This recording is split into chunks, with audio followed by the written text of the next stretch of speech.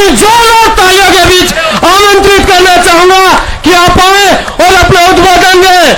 बालकनाथ जी महाराज की राजस्थान के भावी मुख्यमंत्री बोल तो भाई ये मुख्यमंत्री वाला काम छोड़ो, तुम अपना घर संभालो।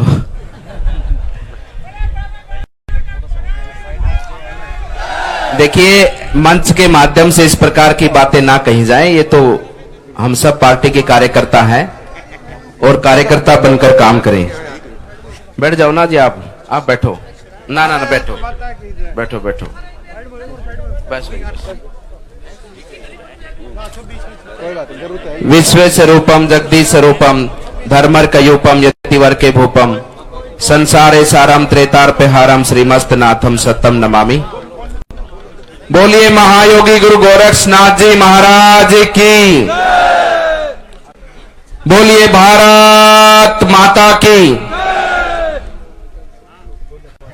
बाबा उबन सिंह जी और श्री खड़ेश्वरी जी महाराज की तपोभूमि को मैं नमन करता हूं।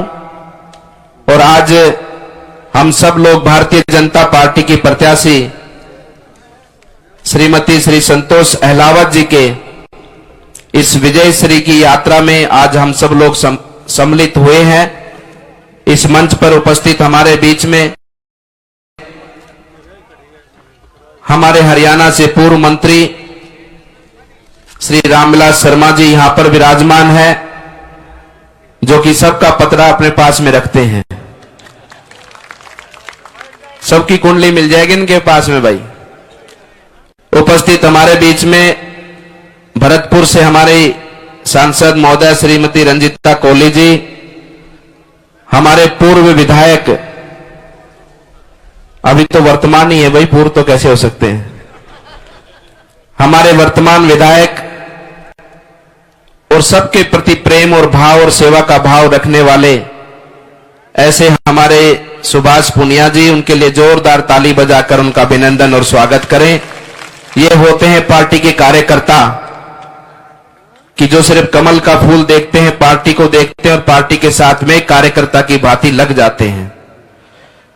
हमारे बीच में उपस्थित हैं श्री पुष्पा गुप्ता जी, चेयरमैन सूरजगढ़, बलवान सिंह प्रधान जी सूरजगढ़, सतीश गजराज जी जेडपीएस, सेवाराम जी गुप्ता, शीश राम दास जी महाराज, नीता यादव जी, पवन मांडोडिया जी जो कि जिला अध्यक्ष है हमारे, और मंचासीन उपस्थित सभी हमारे बहरोड से पधारी हैं, सानू राजकुमार जी भी हैं और सभी हमारे कार्यकर्तागण यहाँ पर विराजमान हैं, नेतागण विराजमान हैं। आपकी सबकी सादर उपस्थिति को प्रणाम करता हूं। सामने जनता जनार्दन जिसमें बुजुर्ग युवा साथी भी सब यहां पर विराजमान है, आपकी भी सादर उपस्थिति को मैं प्रणाम करता हूं। देखिए, चुनाव विधानसभा का है और ऐसे वक्त पर यह चुनाव जो इस कांग्रेस सरकार जो 2018 से बनी है,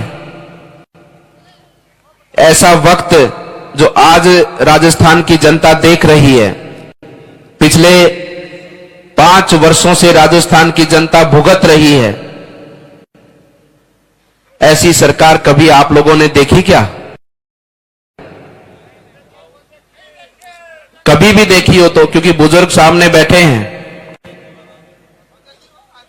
इस प्रकार का खुला तांडव कभी नहीं हुआ। मेरी तो इतनी आयु नहीं है, राजनीतिक आयु भी कम है, वैसे भी कम है, 4.5 साल पौने 5 साल की पूरी उम्र हुई है राजनीति के अंदर। लेकिन आप सब बुजुर्गों ने जो मुझे बताया, ऐसा शासन नहीं हुआ कभी। यहां पर बैठे हमारे इस पूरे विधानसभा के सभी मतदाता बंधु हमारे यहां पर आए हैं। आप सब लोग बातों को सुन रहे हैं, आपके माध्यम से, सोशल मीडिया के माध्यम से ये बातें गली गली तक, धानी धानी तक पहुंचेंगी। मेरा आपसे निवेदन है, ये चुनाव जो आज वर्तमान में राजस्थान में हो रहा है, चुनाव हर 5 वर्ष में होता है विधानसभा लोकसभा का, लेकिन ये चुनाव जो वर्तमान समय में है, ये बहुत महत्वपूर्ण चुनाव है। ये चुनाव हमारा व्यक्तिगत चुनाव नहीं है, हमारे व्यक्तिगत रिश्ते नातों का चुनाव नहीं है, हमारे व्यक्तिगत लगाव, व्यक्तिगत भावना इस प्रकार का चुनाव नहीं है। यह चुनाव है देश को आने वाले समय पर हम किस दिशा की ओर लेके जाना चाहते हैं। यह चुनाव है कि आने वाले समय पर हमारा देश, हमारे देश के 140 करोड़ लोगों की वो सभी आशा अपेक्षाओं पर खरा उतरे, उस प्रकार से हम कैसे देश को आगे बढ़ाते हैं, ये उसके निर्णय का चुनाव है। इसलिए मेरे मतदाता बंधुओं, इस चुनाव को व्यक्तिगत बिल्कुल भी ना लें। ये चुनाव केवल और केवल अपने राष्ट्र को आगे बढ़ाने। याद है ना वो समय, हमारे बुजुर्गों ने हमें बताया है कि कैसे आजादी की संघर्ष की लड़ाइयां चली, आंदोलन हुए, देश में एक माहौल था, एक ही उद्देश्य था, और वो उद्देश्य देश का पूरा हुआ। उसी भांति आज देश में एक नेता ऐसा आया है जिसकी भावना, जिसका उद्देश्य, जिसका लगन केवल और केवल देश की सेवा करना, देश के लोगों की सेवा करना और देश की उन्नति के लिए जीना और मरना। आज आदरणीय प्रधानमंत्री जी ने देश के लोगों से आह्वान किया है कि आओ मेरे साथ चलो, आप मुझे हिम्मत दो, सहारा दो। यह मेरा वादा है देश के लोगों से कि 2047 तक हम देश को एक विकसित राष्ट्र बनाएंगे। तो इसलिए बंधुओं, ये चुनाव ठीक उसी भक्ति भावना का है, उसी राष्ट्र प्रेम की भावना का है। इस चुनाव में हमारे निर्णय से आने वाले समय पर देश को जो गति मिली है, उसको और ताकत मिलेगी। आदरणीय प्रधानमंत्री जी के हौसले मजबूत होंगे और निश्चित रूप से देश के 140 करोड़ लोग मिलकर पुरुषार्थ करेंगे, मेहनत करेंगे और हमारे शहीदों का सपना पूरा करेंगे, हमारे बुजुर्गों की आशाओं को पूरा करेंगे। इस देश को विकसित बनाने का सब लोग मिलकर काम करेंगे। इसलिए चुनाव को व्यक्तिगत ना लें। हम सुनते आए हैं कि वोट देना हमारा अधिकार है और यह दुनिया की सबसे बड़ी ताकत हमारे पास में। इसीलिए हमारे लोकतंत्र को सबसे बड़ा और सबसे मजबूत लोकतंत्र कहा जाता है। वोट हमारे अधिकार, हम किसी को मर्जी दें, किसी को ना दें, यह हमारी इच्छा है। लेकिन कभी इस बात पर विचार किया है क्या आपने कि वोट जितना बड़ा हमारा अधिकार है, उससे कईयों गुना बड़ी हमारी जिम्मेदारी है हमारे देश के प्रति। हमारी जिम्मेदारी है कि हमारे वोट के माध्यम से कैसे देश आगे बढ़े, कैसी सरकार बने। हम तो अच्छा ही सोचकर वोट देते हैं, विश्वास कर वोट देते हैं, लेकिन आपने आजादी से लेकर अब वर्तमान समय तक कांग्रेस को बहुत बार देख चुके हैं। कितनी बार देखेंगे? या किसान बैठे हैं, पूरी सभा में एक एक व्यक्ति किसान है, कोई भी व्यक्ति ऐसा नहीं जो किसानी नहीं करता हो। आपसे इतना बड़ा झूठ इन लोगों ने बोला, 10 दिन में कर्जा माफ करने की बात कही। क्या कोई किसान अपनी धरती माता पर खड़ा होकर इस कांग्रेस को वोट देने का मन उसका करता है क्या किसी का? अगर वो ईमानदारी से, सच्चाई से इस बात का चिंतन और मनन करे कि एक राजनीतिक पार्टी किसानों के बीच में आकर झूठ बोलती है, धोखा करती किसानों से, क्या किसान उसको वोट देगा? क्या युवा उसको वोट देगा? हमने तो विश्वास में आकर वोट दिया था, लेकिन बार बार ये कांग्रेस वही काम करती है, क्योंकि कांग्रेस कभी भी नहीं चाहती कि देश का किसान, देश का गरीब, देश का युवा आगे बढ़े। इनकी मानसिकता ठीक उसी प्रकार से है कि लोगों को पिछड़ा रखो, गरीब रखो, लोग आशावादी बनकर रहे। नेताजी गांव में आएंगे, गांव में कहेंगे कि भाई लूण ले लो, मिर्च ले लो, तेल ले लो, हल्दी ले लो,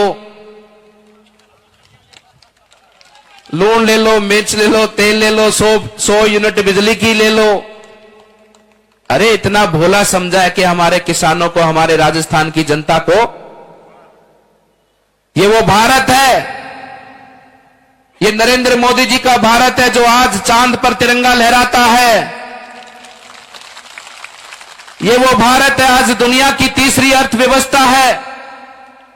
ये वो भारत है कि जो आज इतनी ताकत रखता है कि देश के दुश्मन यहां आकर किसी प्रकार से भी कोई हमारे देश के लोगों को हानि पहुंचाने का अगर काम करते हैं तो हमारे जवान वहां जाकर उनकी छाती में खंजर ठोक के आते हैं। ये तो वीरों की भूमि हमारी पूरी। आपसे बेहतर कौन जान सकता है इन सब बातों को। तो ये ऐसी कांग्रेस, लेकिन मैं कहना चाहता हूं कि ये वोट का ही तो कमाल हुआ है। हमने विश्वास कर इन पर वोट दिया और इनके वोट के कारण आज राजस्थान को जो अपमानित लज्जा का सामना करना पड़ा पूरे विश्व के सामने, इन कांग्रेस के कारण राजस्थान का युवा दर दर की ठोकरें खाता है। एक नहीं 17-18 बार पेपर लीक होता है, पेपर बेच के खा गए कांग्रेस के लोग। इस कांग्रेस के कारण राजस्थान में जिस प्रकार से गुंडागर्दी चली है, फिरौती मांगी जाती है, वसूली की जाती है, और इनके विधायकों के द्वारा जिस प्रकार से अवैध रूप से जमीनों पर कब्जा करना, खनन पर कब्जा करना, ये सरेआम हमको देखने को सुनने को मिलता है। ये कोई राजस्थान में रामविलास जी कभी ऐसा होता था क्या कि यहां पर सरेआम बाजार में फायरिंग होती है, व्यापारियों को धमकी मिलती है, और तो और आपस में गैंगवारी, गुंडे मवाली भी करने लग गए हैं कि राजस्थान में राज कौन करेगा। उनमें भी आपस में रोज गैंगवार की घटनाएं हमको सुनने को मिलती हैं। यह स्थिति किसके कारण हुई? कांग्रेस के कारण। भ्रष्टाचार की सीमाओं को लांघ गई। उसी के साथ में हर क्षेत्र के अंदर जहां पर महिलाओं की बात करेंगे तो नंबर 1 है राजस्थान महिलाओं के साथ बलात्कार की, छेड़छाड़ की घटनाओं में। ये राजस्थान के अंदर ऐसा हो, हम राजस्थान वासियों को जिस प्रकार से अपमानित इस कांग्रेस शासन में होने का ये जो हमको देखना पड़ा है कि राजस्थान में भीलवाड़ा के अंदर एक बच्ची को, 11 साल की बच्ची के साथ में बलात्कार होता है, डंडों से पीटा जाता है, मारा जाता है, नहीं मरती है तो जिंदा भट्टी में जला दिया जाता है। ऐसी घटना राजस्थान क्या सहेगा? जिम्मेदार कौन है? कांग्रेस। ये ठीक वही समय हो गया है, इस प्रकार का शासन हो गया जिस प्रकार का एक समय पर महाभारत के समय हुआ पर था। उस समय पर भी अधर्म का शासन था। सत्ता के लोभी सत्ता पर बैठना चाहते थे, सत्ता छोड़ना नहीं चाहते थे, और उनके कारण जिस प्रकार से अधर्म का शासन हुआ, द्रौपदी का वस्त्र हरण हुआ। आज राजस्थान में भी भीलवाड़ा के अंदर एक हमारी बहन को निर्वस्त्र करके सरेआम बाजार में घुमाया जाता है। ये ऐसा अधर्म का शासन राजस्थान में है।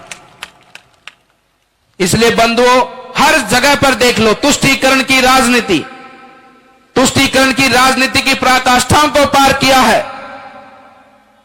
हमारे हिंदू सनातन धर्म के पर्व त्योहारों पर फतवे जारी होते हैं, धारा 144 लगाई जाती है कि आपकी यात्रा नहीं निकलेगी, और उधर उदयपुर में पीएफआई को परमिशन दी जाती है कि आप निकालो यात्रा, कोई आपको रोकने वाला नहीं है। कन्हैया की मृत्यु, कन्हैया की दर्दनाक हत्या हो जाती है, दिन दहाड़े उसका गला रेंग दिया जाता है, उसको मुआवजा देने तक ये सरकार आ नहीं बढ़ती है, न्याय देने तक की ये काम नहीं करती है। और उधर गौ तस्कर हमारे पड़ोस के अंदर हरियाणा में कहीं मारा जाता है, उसके घर जाके मुख्यमंत्री 25 लाख की घोषणा करते हैं। उधर जयपुर के अंदर रोड एक्सीडेंट में मुस्लिम समाज का एक युवक मर जाता है, आपस में दोनों मुस्लिम होते हैं। उसके बाद बाजार के अंदर जिस प्रकार से बाजार के व्यापारियों को डराया धमकाया जाता है, उसी दिन शाम को गहलोत जी उस मरने वाले व्यक्ति को 50 लाख का मुआवजा घोषित करते हैं। यह है गहलोत की रीति और नीति। आपके यहां भी बहुत घटनाएं हुई होंगी। आदरणीय रमला जी, हमारी स्वतंत्रता सेनानियों की वीरांगनाएं मुख्यमंत्री आवास पर बैठी रही धरने पर, सरकार ने कोई पूछने वाला नहीं। पुलिस को ऑर्डर देकर उनको घसीट कर जंगल में छोड़ के आए, उनको तो मुआवजा देने की बात नहीं। और उधर तुष्टीकरण की राजनीति की पराकाष्ठा करने वाली यह सरकार जिस प्रकार से हमारे सनातन धर्म को अपमानित करने का काम करती है, वो किसी से छुपा नहीं है। लोग कहते हैं कि मुख्यमंत्री के आवास से, सचिवालय से ऑर्डर आया है। हमने सुना, अखबार में भी देखा, सोशल मीडिया पर भी देखा, उदयपुर के अंदर, जोधपुर के अंदर कहा कि मुस्लिम भाइयों के त्योहार का, रमजान का महीना है, वहां पर लाइट की सुविधा, बिजली की सुविधा, पानी की सुविधा सुचारू रखी जाए। मेरी नजर में जो मुख्यमंत्री आवास है, इस प्रकार के जो फतवे जारी करते हैं, ये जो मुख्यमंत्री आवास नहीं हुआ है, ये तो फतवा हाउस बन चुका है आज के समय पर। ये तो फतवे जारी होते हैं यहां से हमारे लिए। इसलिए वोट है ये, हमारे थोड़े से वोट की चूक के कारण आज ये परिस्थिति राजस्थान में बनी है। और एक तरफ हमारा वोट 2014 में दिया, 2019 में दिया, हमने सोच समझकर वोट दिया। और उस वोट की ताकत देखिए, 500 सालों से हमारा देश का नागरिक, हमारा सनातन धर्मी भगवान राम के लिए मरता था, जीता था कि राम मंदिर बने, राम मंदिर बने। और ये भारतीय जनता पार्टी संकल्प लेकर देश के लोगों के बीच में गई, देश के लोगों ने वो ताकत दी। और जैसे ही आपकी ताकत पूरी मजबूती में आई, तो आपके सामने आपकी वोट की ताकत से राम मंदिर भी बनने जा रहा है। और आने वाली 22 जनवरी को भगवान रामलला विराजमान होंगे अपने आसन पर। यह आपके वोट की ताकत है, यह आपके वोट की ताकत है कि आपके वोट से धारा 370 टूटती है। देश में करोड़ों माताओं बहनों के घर में रसोई गैस का सिलेंडर पहुंचता है, शौचालय बनते हैं, प्रधानमंत्री आवास बनते हैं, राशन पहुंचता है। और आज पूरी दुनिया भारत का सम्मान करती है, पूरी दुनिया भारत की ओर इस कदर देखती है कि ये भारत ही है, ये भारत की संस्कृति ही है जो देश को, पूरी दुनिया को आगे लेकर बढ़ सकती है, सबको एक सम्मान के साथ में, एक परिवार के साथ में लेकर बढ़ सकती है। ये आपके वोट के कारण हुआ है। इसलिए चुनाव में कोई व्यक्तिगत कुछ नहीं है। ये चुनाव केवल और केवल राजस्थान के विकास को आगे ले जाने वाला चुनाव है, हमारे देश को आगे विकास के पथ पर गति देने वाला चुनाव है। और इस चुनाव के साथ में हम जुड़कर, मोदी जी के साथ मिलकर हम भी यह संकल्प लें कि हमारा यह जीवन हमारे देश के लिए समर्पित है। उस समय जो लोगों ने हमारे देश के लिए अपने प्राणों को न्यौछावर किया, तो उस समय देश के मरने की आवश्यकता थी, आज देश के लिए जीने की आवश्यकता है। हम अपना पुरुषार्थ करें, मेहनत करें और देश के लिए काम करें, ताकि आने वाली पीढ़ी, हमारे युवा साथी, हमारे बच्चों का भविष्य उज्जवल हो और हमारा देश एक विकसित राष्ट्र बने। इस भाव से इस चुनाव को लेते हुए, इस चुनाव में एक एक भाई से मैं निवेदन करूंगा, आप इस सभा में बड़ी संख्या में उपस्थित हैं, आपसे कहना चाहूंगा, इस सभा के बाद में जहां जहां भी जिस स्थान पर जाएं, जिस गांव में भी जाएं, जिस विधानसभा में भी जाएं, ये चुनाव देश के लिए लड़ा जा रहा है, देश के भविष्य के लिए लड़ा जा रहा है। राजस्थान में बहन बेटियों के सम्मान के लिए लड़ा जा रहा है, बुजुर्गों के आशीर्वाद के लिए लड़ा जा रहा है, युवा साथियों के सपनों के लिए लड़ा जा रहा है, किसानों की उम्मीदों के लिए लड़ा जा रहा है। ये चुनाव उज्जवल भविष्य हमारे राजस्थान का हो। और जिस प्रकार से सूरजगढ़ ये विधानसभा है, यहां से सूरज निकलना चाहिए, कमल खिलना चाहिए और आने वाले समय पर राजस्थान का विकास माननीय प्रधानमंत्री जी के साथ मिलकर देश को आगे बढ़ाने वाला विकास का कार्य 2047 तक हमें रुकना नहीं है। और देश को विकसित राष्ट्र बनाने तक ये हमारा संकल्प रहना चाहिए कि हम ऐसे व्यक्ति के साथ मिलकर, ऐसे संगठन के साथ मिलकर, जो देश हित की भावना के साथ में, देश के विकास की भावना के साथ में कार्य करते हैं, इसमें व्यक्तिगत स्वार्थ नहीं, देश का हित मानकर इन सब बातों को हम सबको मिलकर आगे बढ़ाना चाहिए। ये हमारा चुनाव व्यक्तिगत चुनाव नहीं, ये देश को समर्पित रहने वाला चुनाव है और आने वाले चुनाव भी देश के समर्पित रहने वाले हों, ऐसा संकल्प हम यहां से लेकर आगे बढ़े। और पुनः मैं आप सबसे यह भी कहना चाहता हूं, भाई थारी कोई जानकारी तिजारा में भी होगी है? सेके और थारी कोई जानकारी कोई पड़ोस की विधानसभा में भी होगी सह कन्या सह सारी जानकारियां काट लियो, सारा फोन कर दियो, कदे ना करो। माने भी बोल लिया थारली भाषा, मैं भी अठे रेवड़ा सा, थार पड़ोस में हनुमानगढ़ में तो रहता, क्यों जी अठारह अठारह की भाषा में कोई खास फर्क तो कोई नहीं है, एकदम फिक्स है नहीं। तो इसलिए आप सबसे निवेदन है, जहां भी संपर्क है, जिनसे भी संपर्क है, सबसे बात करो और कमल का फूल खिलाओ। ये कमल के फूल पर बैठकर भारत माता निश्चित रूप से आने वाले समय पर एक विकसित राष्ट्र बने, ऐसा संकल्प और ऐसी आशा हम सब की होनी चाहिए। मैं पुनः सभी का बहुत बहुत धन्यवाद अभिनंदन करता हूं, क्योंकि हम 15-20 मिनट लेट हो चुके हैं और मेरा पूरा निवेदन है कि हमारा आना सार्थक हो और हमारी बड़ी बहन जी श्री सभी बैठे रहे, एक बार संतोष अहलावत जी विजयी हो, बैठे रहे। ऐसा आशीर्वाद जनता जनार्दन से मैं मांगना चाहता हूं। आशीर्वाद देंगे दोनों हाथों से, सभी बैठे रहे, अभी काफी कार्यक्रम चलेगा। दोनों हाथों से आशीर्वाद देकर इनको विजयी बनाने का आशीर्वाद दें और मेरे साथ